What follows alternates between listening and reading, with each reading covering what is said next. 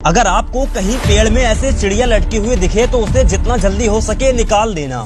ये है किंगफिशर जो अक्सर पेड़ों में फंस जाती है। दरअसल इनके उड़ने की स्पीड बहुत ज्यादा तेज होती है और ये पानी से मछलियां पकड़कर खाती है। और जब ये मछलियां पकड़ने के लिए पानी में गोता लगाती है तो इसकी स्पीड 60 किलोमीटर प्रति घंटे की होती है और ये ज्यादातर घने जंगलों में रहती है। तो स्पीड से उड़ने की वजह से ये अक्सर पेड़ों से टकरा जाती है और इनकी चोंच पेड़ के अंदर घुस जाती है और पैर ज्यादा छोटे होने की वजह से ये उससे बाहर भी नहीं निकल पाती। और कुछ समझदार लोग इसे बाहर निकालने की बजाय इससे मजे लेने लगते हैं।